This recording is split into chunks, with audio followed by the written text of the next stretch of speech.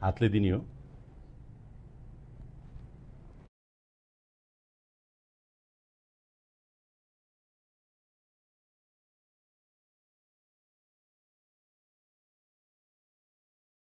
विद्यार्थी साथीहरू, जेन्जी साथीहरू सबैलाई नमस्कार छ। म जगदीश खरेल। म पहिलो पटक यो फेसबुक लाइभमा यहाँहरूसँग जोडिएको छु, फेसबुक पेज मार्फत। मैले योभन्दा अगाडि कहिले पनि फेसबुक लाइभमा जोडिएको मेरो अनुभव छैन। यद्यपि मैले भिडियोहरू हाल्थेँ, पोस्टहरू गर्थेँ, फोटोहरू राख्थेँ र विभिन्न मेरा कन्सर्नहरू पनि यहाँहरू समक्ष राख्ने गरेको थिएँ। तर आज खास गरेर विद्यार्थी साथीहरूको लागि म केही आह्वान लिएर उपस्थित भएको छु। नेपालको कुरा गर्ने हो भनेदेखि स्कुल एजुकेसनमा झन्डै हाम्रो 80-85 लाख विद्यार्थीहरू हुनुहुन्छ, अध्ययन गर्नुहुन्छ र उच्च शिक्षा युनिभर्सिटी एजुकेसनसम्मको कुरा गर्ने हो भने अर्को 60 देखि 65 लाख विद्यार्थीहरू अध्ययन गर्नुहुन्छ। यो दुवै मिलाउने हो भनेदेखि हाम्रो अध्ययन गर्ने विद्यार्थीको सङ्ख्या झन्डै 1.5 करोड जति पुग्ने रहेछ।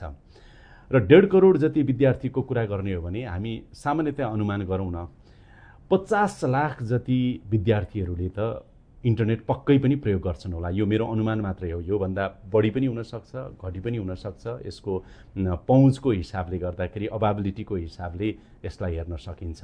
त्यसैले इन्टरनेटसँगको सम्बन्ध चाहिँ शिक्षामा असाध्यै धेरै छ, विद्यार्थीमा असाध्यै धेरै छ। किनभने इन्टरनेट चलाउने भन्ने कुराहरू अब त पछिल्लो समयमा आएर पठन पाठनसँग पनि जोडिएको छ, हाम्रा सिलेबसहरूसँग जोडिएको छ, हाम्रा विभिन्न विषयहरूको अध्ययन गर्नेसँग जोडिएको छ। स्कुल एजुकेसन होस् अथवा युनिभर्सिटी एजुकेसन होस्, त्यसमा अब चाहिँ हामीले डिजिटल प्रविधि मार्फत हामी अध्ययन अध्यापन गरिरहेका छौँ भनेपछि हामीले विद्यार्थीहरूको लागि के गर्न सकिन्छ होला भनेर हामीले सरकारमा, खास गरेर यो सरकार आएदेखि नै सम्माननीय प्रधानमन्त्री सुशीला कार्की ज्यूको नेतृत्वमा यो सरकार बनेदेखि नै हामीले यो कुरा सोचिरहेका छौँ। अर्कोतर्फ जेन्जी आन्दोलनको जगमा यो सरकार बनेकोले जेन्जीहरूको भोइस पनि सुशासनसँग जोडिएको, भ्रष्टाचार नियन्त्रणसँग जोडिएको र त्यति मात्रै होइन, नवप्रवर्धनसँग जोडिएको, इनोभेसनसँग जोडिएको र डिजिटल ट्रान्सफर्मेसनसँग पनि जोडिएको कारणले गर्दाखेरि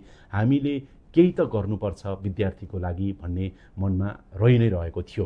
त्यसैले अहिले हामीले चाहिँ विद्यार्थीहरूको लागि यो इन्टरनेटमा, खास गरेर नेपाल टेलिकम मार्फत इन्टरनेटमा विशेष छुटको व्यवस्था के ल्याउन सकिन्छ, विशेष अफरको सुविधा के ल्याउन सकिन्छ भनेर नेपाल टेलिकमको निकायसँग, त्यसको व्यवस्थापनसँग, त्यो नेपाल टेलिकम परिवारसँग हामीले घनीभूत छलफल गऱ्यौँ। अहिले सरसर्ती हेर्दाखेरि इन्टरनेट चाहिँ सामान्यतया हामीले घरमा राख्न 10-12 हजार प्रति वर्ष अथवा 15 हजारसम्म पनि, 9-10 हजारसम्म पनि परिरहेको देखिँदो रहेछ अवस्था हेरेर। र नेपाल टेलिकममै पनि यसो हेर्दाखेरि 8 हजार चाहिँ कम्तीमा पर्दो रहेछ।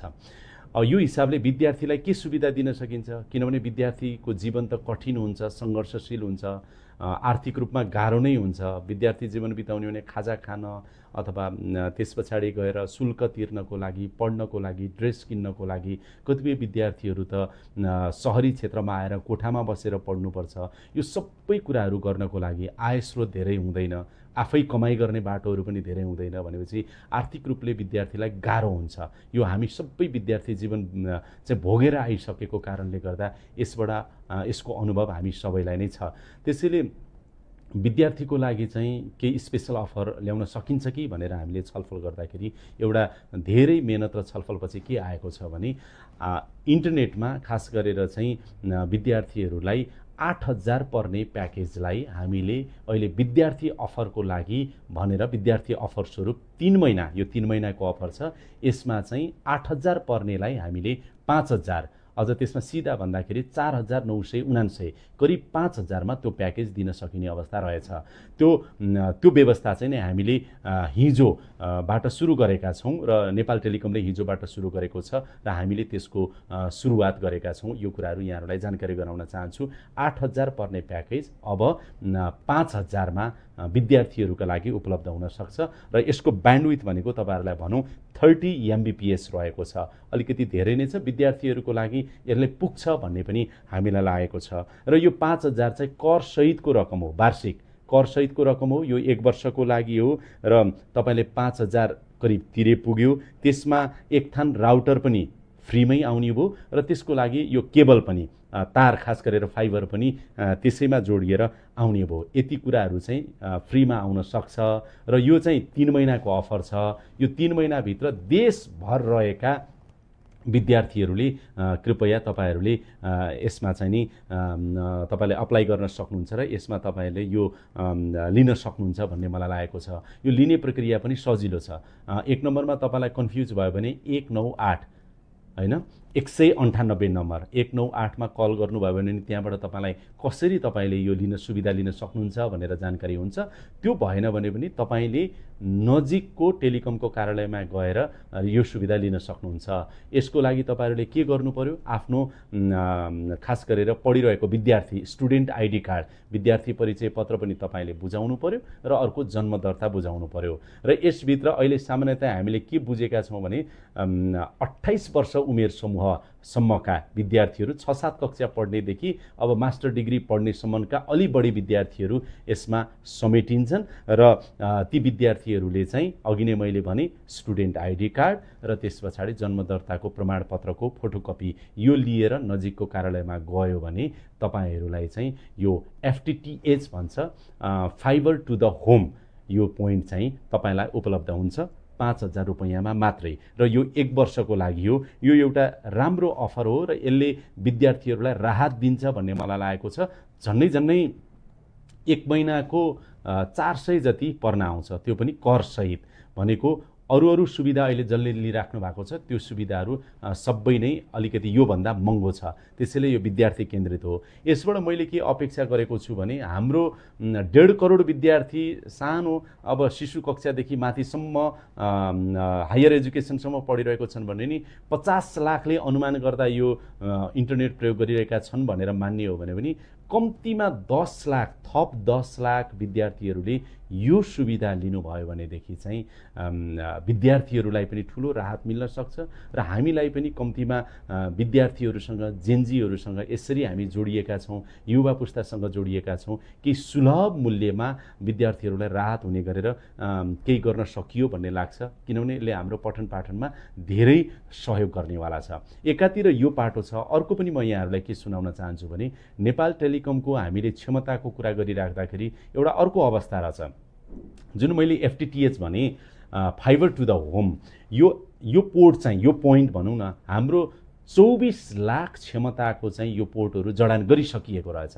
24 लाख पोर्टहरू चाहिँ जडान गरिसकिएको रहेछ। 24 लाख मध्ये 8,000 अथवा त्यो भन्दा माथिको रेन्जमा हामीले चाहिँ मूल्य पर्ने गरेर झन्नै 4 लाख जति पोर्ट मात्रै अहिले नेपाल टेलिकमले जडान गर्न सकेको रहेछ।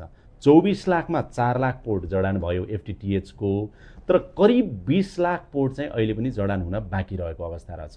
र त्यो 20 लाख पोर्टमा पनि तपाईहरुलाई जानकारी गराउँ, एउटा पोर्ट बराबर 3,000 रुपैयाँ भन्दा बढी चाहिँ अलिकति लगानी भएको अवस्था रहेछ हैन। त्यसकारणले गर्दाखेरि यो अवस्थाबाट चाहिँ हामीले गर्नको लागि के गर्ने भन्दा सरसर्ती बुझ्दाखेरि चाहिँ 24 कोठाको घरमा 4वटा कोठा मात्रै प्रयोग गरेर बाँकी 20वटा कोठा खाली भएको अवस्था छ भनेपछि नेपाल टेलिकमको पनि बिजनेस अगाडि बढेन।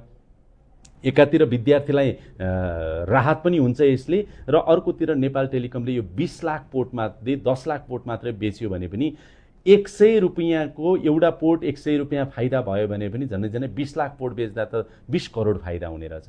र अहिले हामीले विद्यार्थीलाई 400 मा दियौं भने विद्यार्थीलाई पनि राहत र नेपाल टेलिकमलाई पनि फाइदा र यो सबै कुरा तयार भएको अवस्था छ। विद्यार्थीले पनि यो फाइदा लिने र नेपाल टेलिकमले पनि सुविधा दिने यो अफरको प्रयोग गरियो भनेदेखि हामी धेरै अगाडि बढ्न सक्छौं र म अन्त्यमा सम्पूर्ण विद्यार्थीहरूलाई यो अफरको चाहिँ सुविधा लिन आग्रह गर्न चाहन्छु। यसबाहेक अरु हामीले गर्नुपर्ने कामको सन्दर्भमा पनि यहाँहरुको केही सुझाव छ भने यहाँहरुले दिनुहोला, त्यसलाई हामी अनुसरण गर्नेछौं।